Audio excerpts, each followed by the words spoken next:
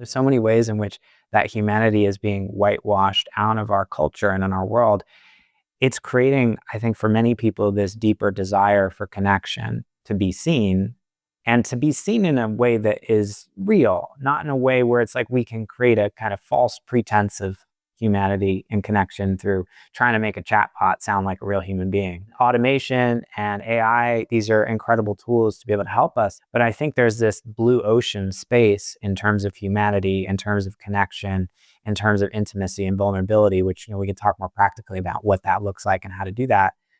That's the thing that I think is the opportunity for business leaders, for sales leaders, for solopreneurs, for people who want to stand out and really make deeper connections with prospects, leads, and clients in today's world.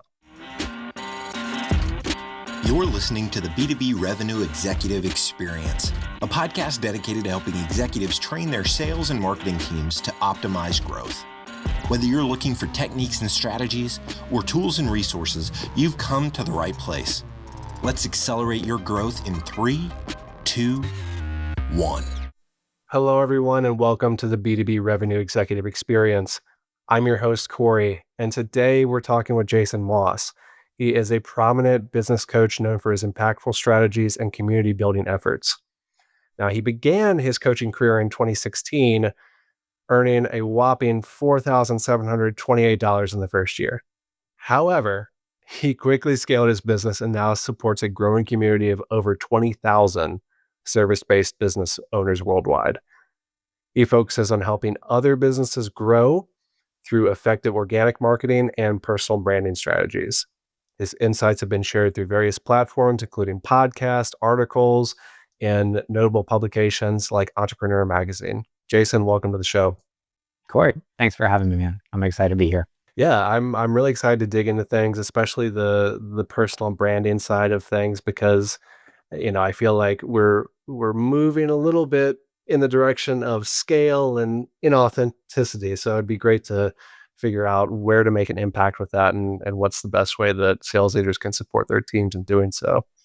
Yeah, I'm excited to have that conversation. Let's dive in, man. Cool. All right, so first let's talk a little bit more about your journey, Jason, get a little bit of the backstory. So you've built a tremendous business with a thriving community, like I said, more than 20,000 people. So what first led you down this path? We were talking about this before we started. We both have a little bit of a background in music. So I did not wake up one day thinking I was going to become a coach. But the journey for me was I actually studied music in college and came out of college. My first real job was an audio engineer and music producer and mixer. So I was helping musicians and recording studios make records. And after doing that for a little while, I realized I had all this information, the stuff that I learned. And there were so many of these like hobbyist musicians out there trying to figure out how to make music that sounded like the music that you hear on the radio. But it's actually really hard to do if you've ever done any production. You probably know. It's not an easy thing. You don't just like grab a mic and press record and it sounds like something you hear on like the top 40 charts. There's a lot that goes into making a record sound really good. And so I realized I'd learned all these things about how to do that. And I decided to launch a business called Behind the Speakers, where I basically shared that knowledge with other people online. So built this big brand and platform, ended up signing over 1,000 clients, helping musicians all over the world. That was my first official coaching business. And after doing that for a few years, I had a good friend of mine who was also running a similar business, massively blew up in a very short period of time. He needed somebody to lead their sales team. So I stepped in and basically served in their sales team, helping scale that business. And we were able to scale that past multiple 7 figures. And then I became a business coach. So it's kind of been this like winding journey from music to entrepreneurship to helping other online business owners scale and grow. But there's always been this passion for really sharing and teaching. For marketing has just always been something I've been obsessed with my entire life. Like, how do we use these tools, the internet, the platforms that we have to be able to connect with and reach and impact and work with people who don't necessarily know who we are? How do we do that? There's an art and science to doing that well. And this has just been something I've always been obsessed with. So that is the journey in a nutshell. and I still play piano. I still get to jam sometimes. It's definitely still a part of my life, but really my passion in this moment is helping other online entrepreneurs scale and grow. Yeah, well, that's a fantastic story. And I love how, like you said, it was a winding path. And at the same time, it seems very intentional. It's weird As, when you look back, you're like, "Oh, I can see how all these steps made sense." At the time, it just felt like I was kind of stumbling forward. But yeah, it's as I would imagine many people who are listening to this, is like, we're in sales? Like, when did that happen? Sometimes it's a choice. Like, yep, maybe some people wake up and they're like, at 7 years old, they're like, I want to lead a sales team. But other people, it just happens. And so I'm incredibly grateful for all those experiences because they really did shape, who I am today. that's a fantastic way of looking at it. And like you said, very few of us probably wake up and want to be, we're coloring there. We got, firefighter, nurse, and then we've got director of sales. It's not normally the third picture you see. Um, and there's one part of the journey I really want to dig into, which is you went from essentially a coaching mindset to leading a sales team. And I know that's something that a lot of organizations still struggle with, at least on the, the frontline manager level, right? A lot of Yeah. those people are tremendous at managing opportunities, advancing the deal, even, to the detriment of their team, kind of taking over the deal and pushing it over the finish line, but they don't excel at coaching. So what was that transition like for you? It was one of the hardest things I've ever done. And it was a completely different shift, in mindset, to your point. The shift from being the technician, which is the doer, the person who's driving deals over the fence, to actually empowering other people to do that is, I think, challenging for a lot of people. I've always been a coach. I've always really enjoyed coaching. So I always took that mindset into leading the team. But it was hard, like, to step out of being the problem solver. This is something I often see with sales leaders. It's like when someone comes to you, it's so tempting to want to just tell people the answer and to be like, here's what you should do, here's the way to solve the problem. But the mindset for me was shifting from realizing that my job was not actually to solve problems, it was to empower other people to grow.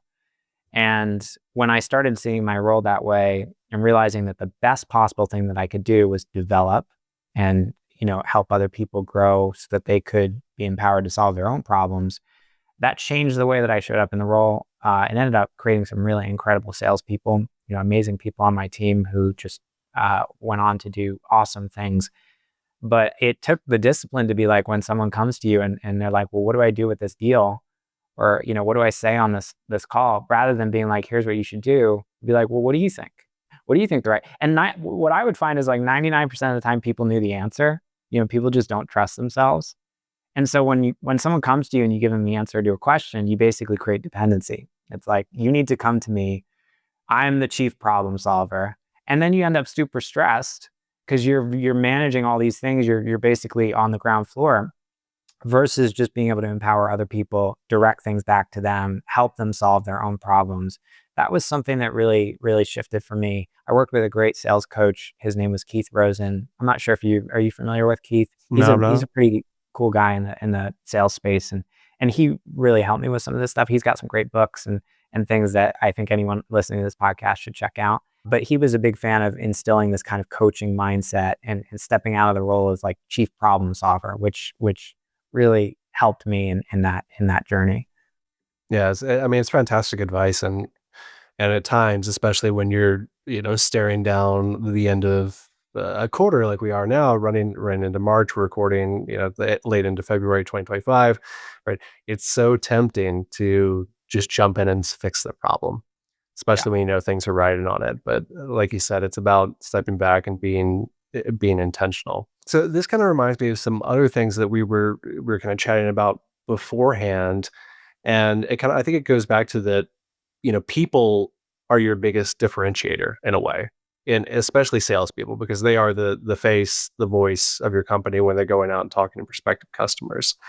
So in today, when we're seeing a lot of more generic content kind of being pumped out with the aid of AI, how does personal branding factor in to a salesperson's success? this is something I talk a lot about. And most of the clients that I work with are online business owners who are scaling and growing. Oftentimes they're solopreneurs. I do work with organizations as well, but a lot of the same principles apply, which is we do business with human beings. We don't do business with companies. It's like, why does Burger King spend millions of dollars to hire Kim Kardashian for like a Super Bowl commercial?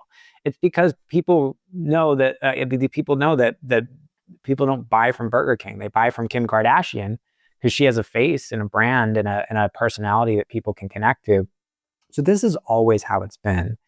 And yet we live in a world where, to your point, tools like ChatGPT and these technologies, which are incredible and super useful in so many ways, are basically making it so easy for anyone to go and create content at scale and to automate out humanity at scale. And I think there's value to that in a business.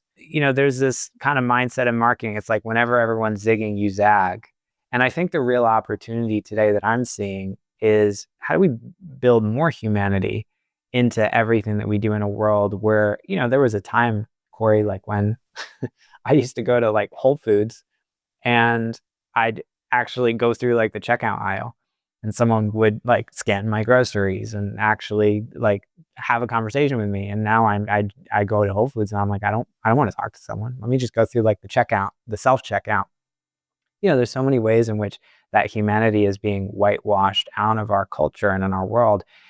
It's creating, I think, for many people, this deeper desire for connection, to be seen, and to be seen in a way that is real, not in a way where it's like we can create a kind of false pretense of humanity and connection through trying to make a chatbot sound like a real human being. But there's something really special that happens in the things that don't scale in a business, and in the things that on the surface you're going to look at and you're going to be like, why would I have my salespeople do this? This doesn't make sense, or it's not efficient. That's like the bane of humanity is efficiency. It's like there's such a race towards efficiency, and automation and AI. These are incredible tools to be able to help us in that. But I think there's this blue ocean space in terms of humanity, in terms of connection, in terms of intimacy and vulnerability, which, we can talk more practically about what that looks like and how to do that. That's the thing that I think is the opportunity for business leaders, for sales leaders, for solopreneurs, for people who want to stand out and really make deeper connections with prospects, leads, and clients in today's world. Yeah, I definitely agree. And, I have to say, you mentioned the grocery store example. I went to the grocery store the other day and I was standing in the self-checkout line, and a cashier came over and got me because no one was in their lines. I said, Do you want to come? Do you want to come over to my area?" I said, "Yeah, I'd love to." Um, What was that? I'm curious, what was that like for you? Like, did that feel good? Did it feel like a connective experience for you? It did. It did in a way, right? There was some small talk, and it was nice to interact with a human instead of watching, my face on the camera, where they're making sure if I type in the right organic onions code, or I'm trying to, get away with Right. the standard onions, which I'd Yeah. never do. But yeah, no, it was good. I don't know, but I was struck by the fact that like they were still there, and almost every lane was empty. Everyone was standing in the self checkout aisle. It's an interesting thing we live in. We live in this world where it's actually like we all crave connection, but the default and the easiest thing to do is go into the grocery store and go through the self-checkout. So it takes effort and work, but there are experiences that when we have them, we realize how much of that longing is underneath that. It's like, at least for me, it's like when I hang out with people, when I have those moments of connection, I'm like, oh, I don't realize how much I'm starved for this in my life. And that, I think, is really where the opportunity is in business today, to create those relationships and connections and go deeper, do the things that don't scale. And I think there's a real hunger for that. Yeah, yeah, I definitely agree. And kind of the reason I wanted to share that was I was struck by when you said intimacy. And I'm thinking that that might be part of why people kind of avoid that connection, because when you form a connection, there's a little bit of, you're putting yourself out there too, even if you're being approached, right? Yeah. Yeah, it's vulnerable for sure. And that's why pretty much anyone will do, I mean, we will do anything to avoid vulnerability. And so many salespeople, it's like we'll send 5,000 AI generated, text messages, or, spam like 20,000 people, like cold emails, before we'll actually pick up the phone and just have like a very vulnerable conversation and just be like, hey, I was thinking about you. Or to send a personal email where we actually put something out on the line, something that can't be, automated or AI. So it's like, those are the things that are rare in a world. It's vulnerability. It's the things that you can't put in an SOP, Right. which sales leaders hate.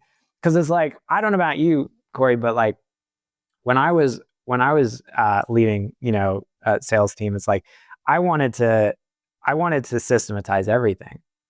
Because it's very tempting to just be like, here's the script, here's exactly what to say. Let's make this a replicable process. So there's no kind of wiggle room here, and we can kind of have this be like a standard procedure. And so many sales leaders treat sales like that, where it's an inherently human process, but we try to whitewash the humanity out of it and make it this mechanistic thing. And we wonder why we're not getting the results we want. We're not closing the deals. Yeah. It's like I was on a sales call the other day with someone. I ended up, buying from them, but it was like the sales call was so mechanical. It just felt like I wasn't even speaking like a human.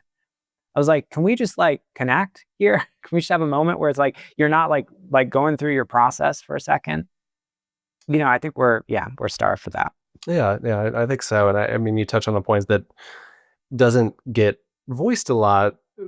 And at the same time, it's very true that sometimes as buyers, we buy in spite of the salesperson, not because of what they're doing. And, I want to go back to your comment about, sales leaders, this maybe being foreign to them or something that they feel like they don't have control over, right? And they're maybe hesitant to implement that. So, before we get into what, this human connection and intimacy looks like on a tactical level, what would you say to a sales leader that's, pushing back against the very idea that this is going to be a valuable emotion for them? I get it. I have empathy for it. I think there's a desire for control and efficiency, and the messy things that we can't necessarily control, like what we're talking about here, are uncomfortable, because as leaders, we want control. We want to be able to understand exactly what's going on and to be able to create processes and systems and things that people can slot into, and to whitewash those things out. And so I get it. I think part of my dance in leadership has been holding control lightly and noticing the parts in myself that really want to create rigidity. And there needs to be a certain level of structure among a team. I think that's really important. If you don't have enough structure, it's like people are just kind of flying all over the place. But on the other hand, too much structure is going to iron out the very thing that actually creates magnetism, connection, intimacy, and sales. So it's this dance between structure and flow in terms of how you lead. And I think the best leaders that I've ever experienced find that razor's edge in between, where it's like we're creating enough structure so that people feel held, but there's also enough fluidity and flexibility within that for people to really be expressive and human. And that dance between those two things is really where the magic is, I think, in sales and marketing too. Yeah, no, I definitely agree. And it's something that we run up against, especially when we go in and we do our trainings and spin up everything. And, it's more about giving people the framework to make sure it aligns to their process, aligns more importantly to the buyer's process, but also allowing, that those moments of self-discovery is more of a mindset shift of like, we're going to teach you how to do X, Y, and Z, not templatize X, Y, and Z for you, because ultimately you're going to run up in a time where that template is no longer valuable or it's holding you back. Love that. Like a practical example is like, are we using sales scripts?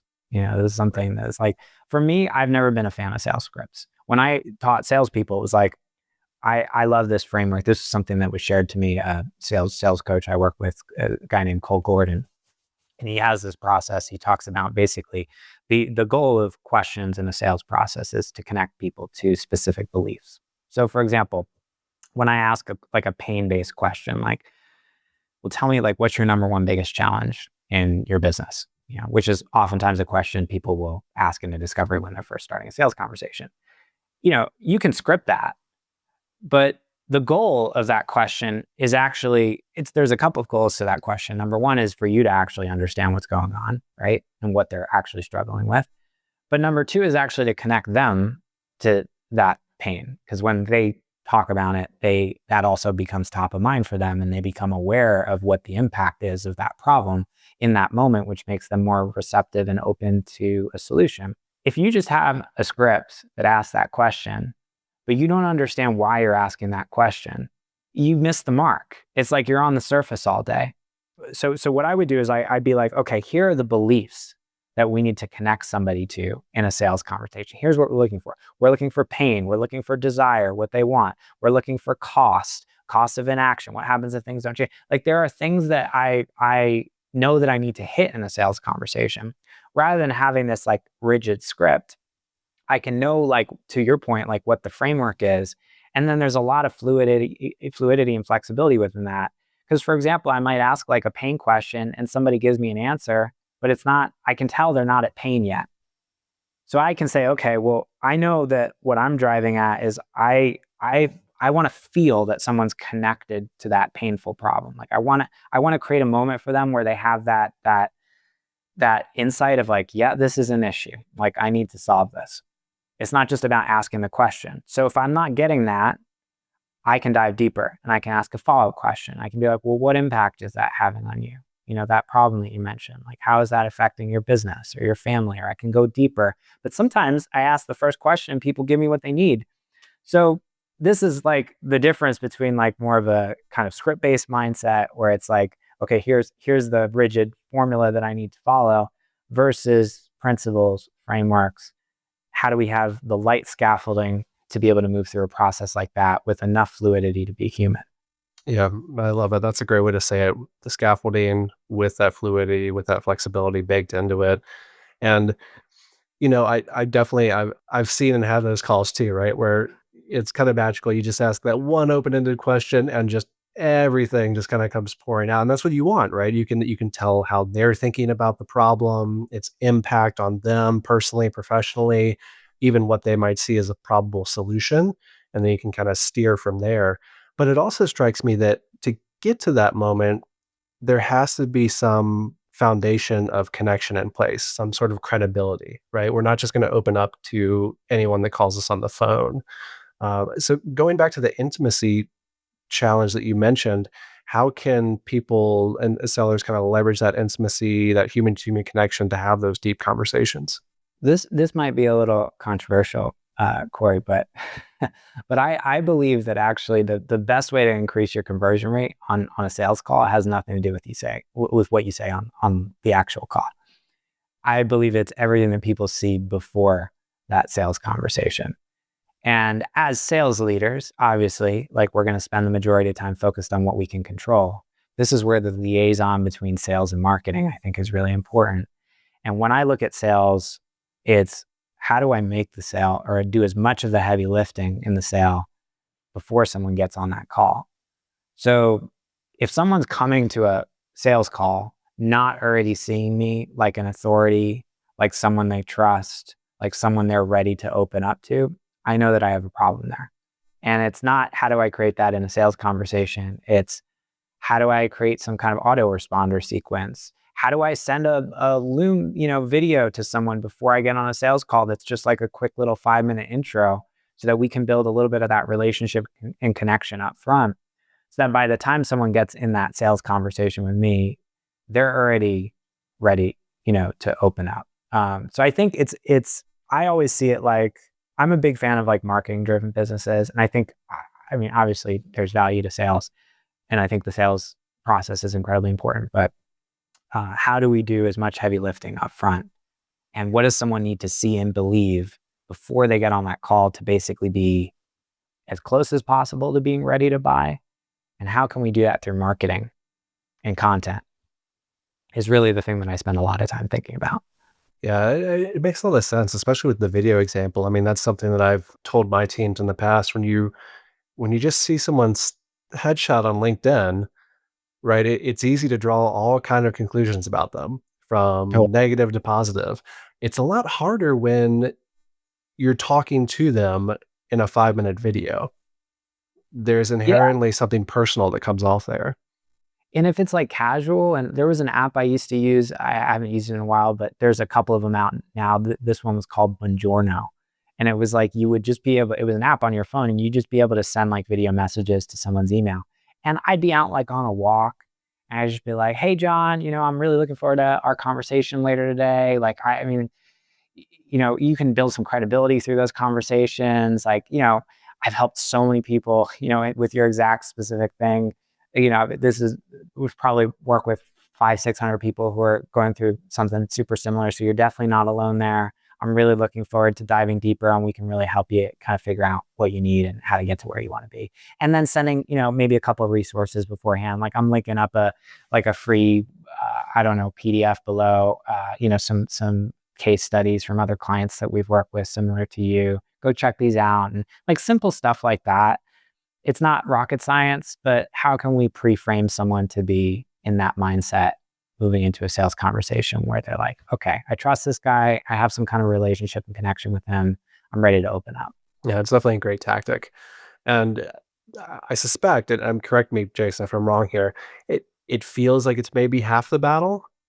It feels like if you have the other half would maybe be a strong personal brand, maybe some thought leadership content. It doesn't have to be in the biggest magazines out there, but just something to help people get to know you and, to your point, have a little bit of credibility. Would you say that's true, or what would you add to that? Yeah, it's kind of an extension of what we're talking about, where my philosophy on sales is I kind of want to be more of an order taker. So can I do, first of all, so when I was director of sales, we had a very short sales cycle, and we had a very sales driven business model where, people would click an ad, they watch a webinar, then they end up booking in a call. And it was like oftentimes 2-3 days from like, I have no idea who you are to now we're on a sales conversation. And our refund rate was pretty high. We had to do a lot of heavy lifting in that sales conversation to get somebody to say yes, because there just wasn't a lot of trust and intimacy and connection built up front. Versus in my business today, and I mean, this works incredibly well. Like I've built my own business to $500,000 a year in sales doing this. I have a very long sales cycle. So someone might download like a lead magnet or something. There's no pitch up front. Like oftentimes it's actually, they have to kind of hunt to find a way to like get on a call with me. I want that person to spend 3 months, 6 months in my audience, on my email list, consuming content, building that relationship through personal branding. And we can talk more about what that looks like. But, if someone spends that time with me up front through my marketing, then they book a sales call, that person in many cases is pretty much ready to go. They don't need a whole lot.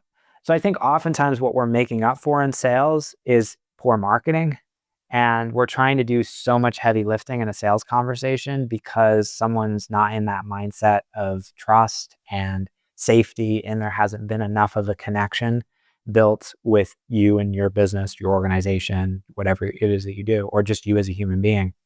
So widening the sales cycle, which is hard for a lot of people to do because it requires a lot more trust and it's harder to measure. This is another reason why, like, sales leaders and just business leaders in general hate this.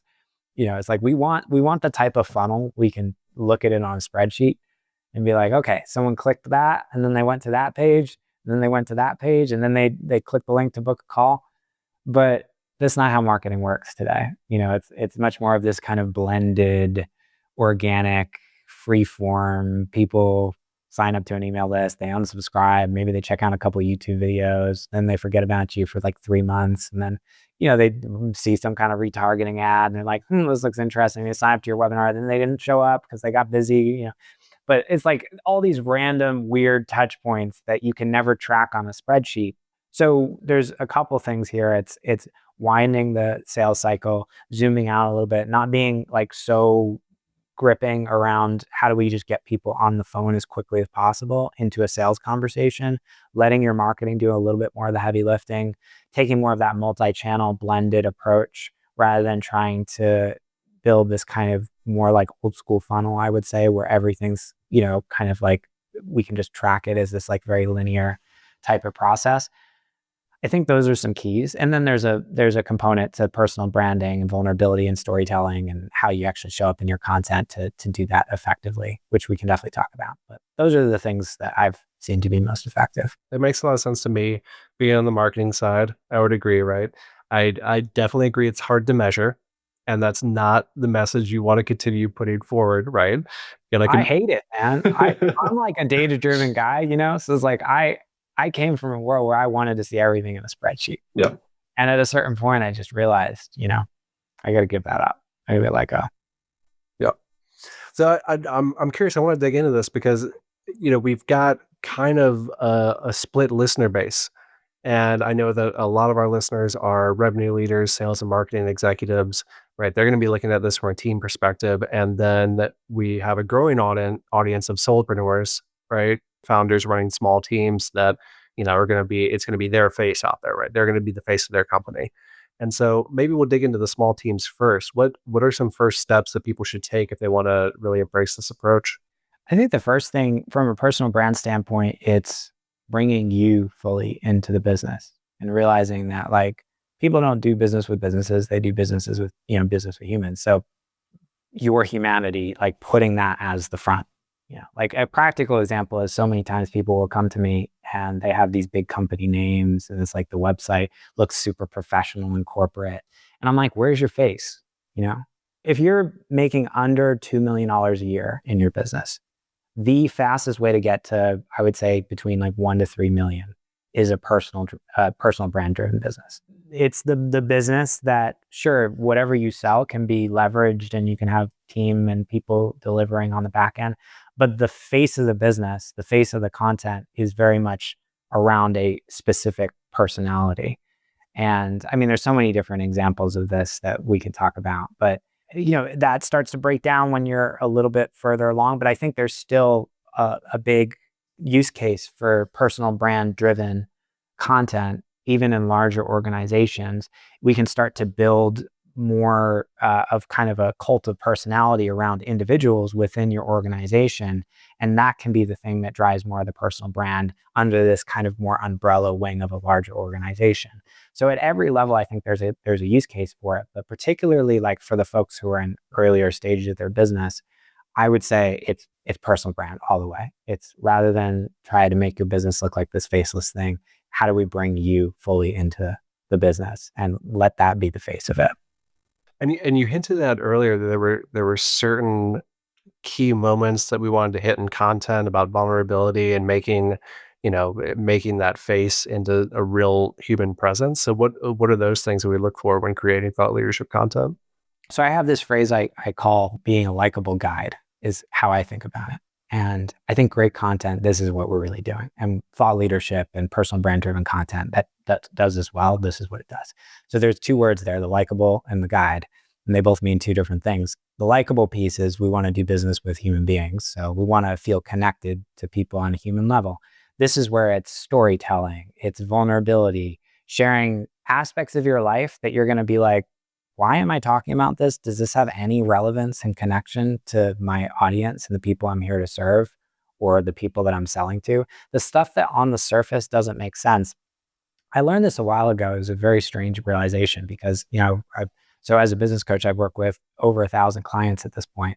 But over time, I started realizing there was this very alarming trend where I would say probably a pretty even split in my client base between men and women. But I would say probably 40% of the men that I work with, maybe 50%, are bald and have beards. And Cory, this freaked me out because I used to be, for anyone who's not watching on video, so I'm a bald-headed, bearded dude. And I shaved my head this a couple of years ago. I used to have hair until I decided reluctantly to give it up. Really not reluctantly, to be honest. I kind of embraced it. I was like, you know what? I'm either going to go down slow and this is going to be a long journey of recession, or I'm just going to go all in. And I remember, grabbing the razor with my girlfriend at the time. I made her do it, which she was not very happy about. But I had a moment where I realized, I was like, look, I'm not talking about being bald and bearded, but I just naturally tend to attract people who look like me. And I'm not even trying. And this is happening all the time with business. We want to do business with people we are like, who share our values, who share our personality, our weird little quirks, the things that. So I think you can engineer this in terms of your content when you create those touch points by talking about those things in your content. It's talking about your kids. It's talking about the weird things you do on the weekend, the music that you're into, the hobbies, the stuff that on the surface you're going to be like, does anyone care about this stuff? Does this have any relationship to my business or the type of people that I'm selling to? The more that you bring those things in, the more that you create these little touch points and connections, and every little story you tell creates that moment or that opportunity for somebody else to feel seen through your content, to have that moment where they're like, oh, Jason also has a dog and I love dogs too. Jason's also a cancer survivor and I'm a cancer survivor. Jason is kind of has this weird, uncomfortable thing about like being in public pools. And I also have that weird thing too. So that's the likable piece. There's a piece of storytelling there. There's vulnerability. It's sharing the things that are a little bit messy, that are uncomfortable. It's really bringing you fully into the content that you create. That alone is not enough for somebody to buy from you. If you're just likable, people are going to be like, oh, you're great, but they're not going to want to pay you thousands of dollars. So that's where the second piece of this comes in, which is the guide piece. And that is really positioning you as an authority, as a leader, as someone who is an expert who can help someone get from where they are today to where they want to be. So this is where case studies, testimonials, results, your own stories, of maybe your own journey that you've been through, just kind of peppering in. Like, this is the stuff that I think many people find more comfortable. I certainly do. It's like I'm more comfortable being like the guide than I am being likable. But if you have all this and you don't have any of the humanity piece, you're leaving a lot of money on the table. So it's really this like balancing act between these two things. There's too much likability and people are going to be like, you're amazing, but they're never going to want to pay you. Too much of the guide piece, you'll just come off of this as this like stiff, inhuman kind of marketing robot. And so it's really this like razor's edge dance between how do we bring your authority and credibility to the table? How do we tell stories that make things interesting? And that's how I do it and how I think about it. That's tremendous advice. And I definitely agree on the front of the likable, right? The likable brand, the approachable brand. I've seen that work time and time again. And I'm curious because, you mentioned you'd worked in the music industry. And I think, you see it in the music industry, you kind of see it in Hollywood, you see it in the sales, like you go on YouTube for sales, right?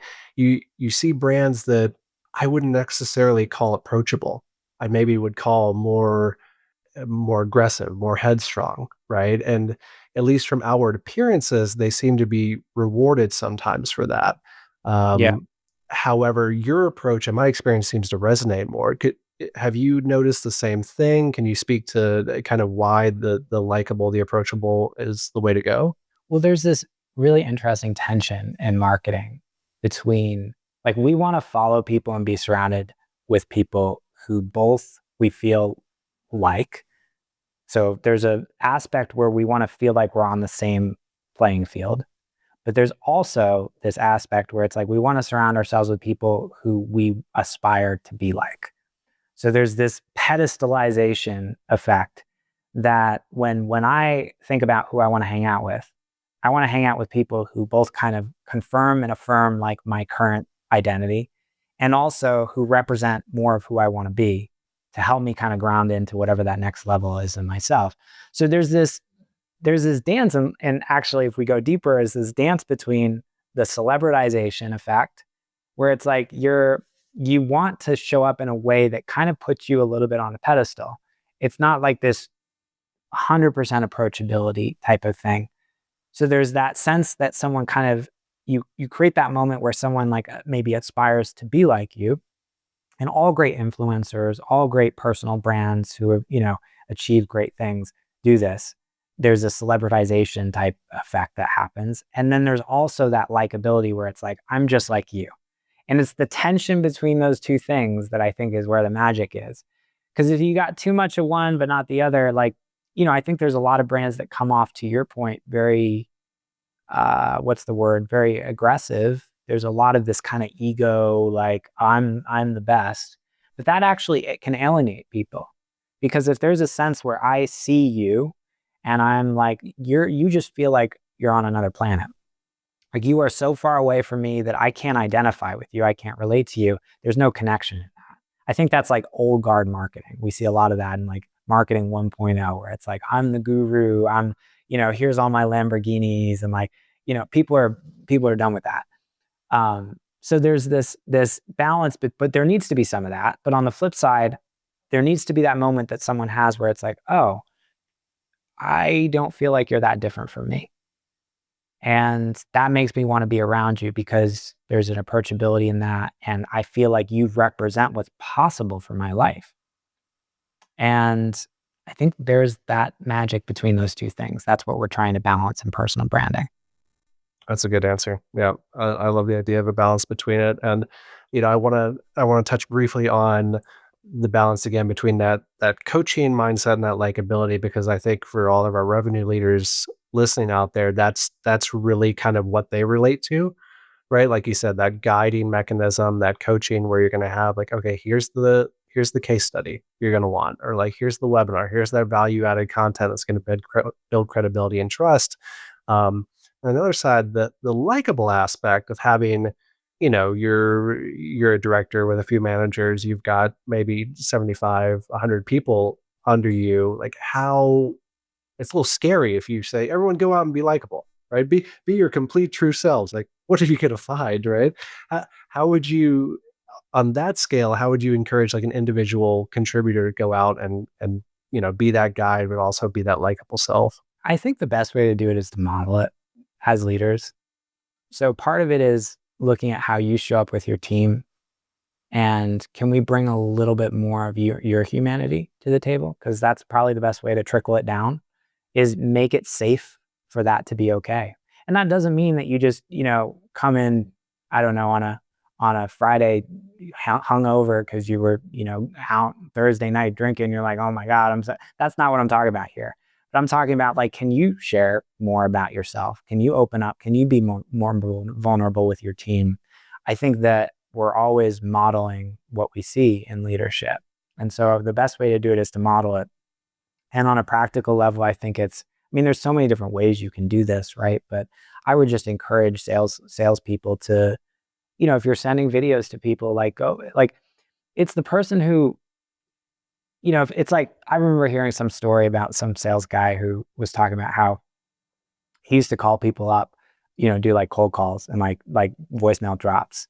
And he'd be like, hey, this is John from, and half the time he would stumble. He'd like kind of screw up like halfway through. So he'd be like, hey, this is John. Oh man, I just totally messed that up. Like, and he would keep going.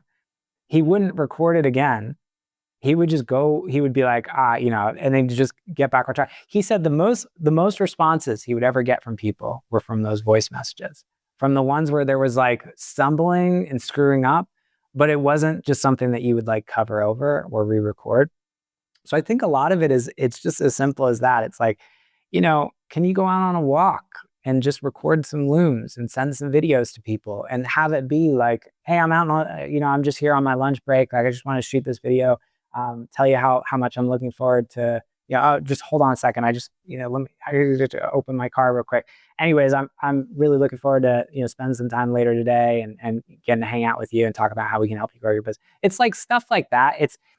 Sometimes it's just as simple as it's already happening. Humanity is already happening. It's not like something that we have to inject in. It's just something that we have to not whitewash out. Yeah, I love the example too of sometimes you want to be credible, and there are ways to recover from that, right? There are ways to inject that early on with the brand, like you said. And at the same time, the imperfect is okay sometimes.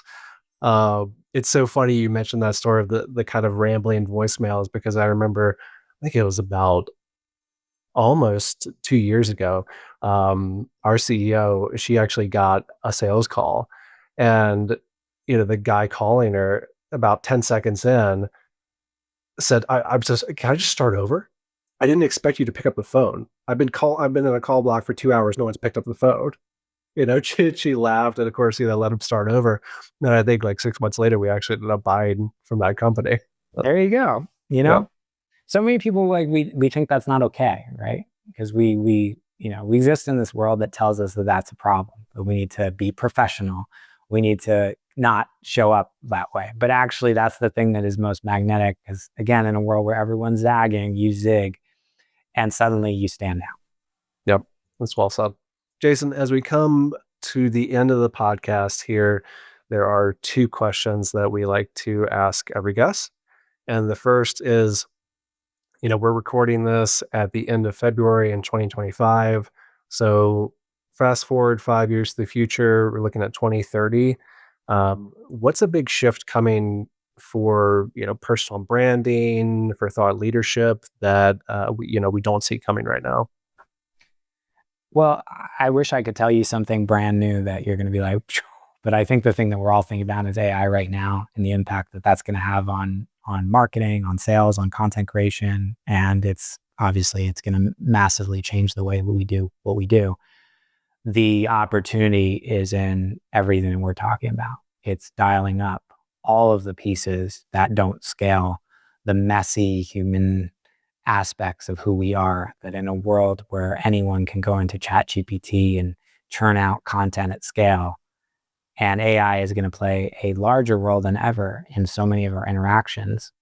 I think it's the businesses and organizations that are getting back to the very thing that is scarce, the human, the messy, the vulnerable, the thing that we can't put in an SOP.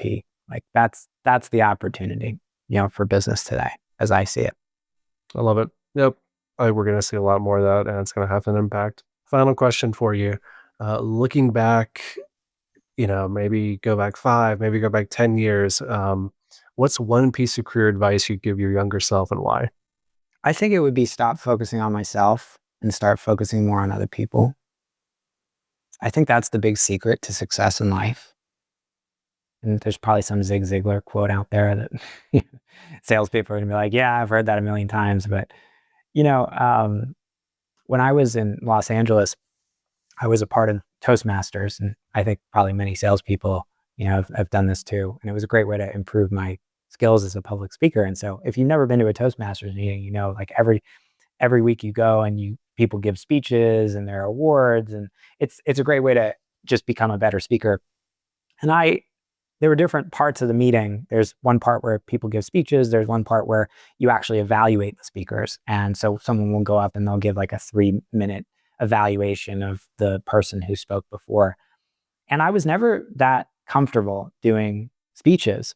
Like when I would have to do a speech on my own, I just would feel really nervous, and I'd kind of stumble a lot of the time. But whenever I would give evaluations, it would just feel like I was in flow.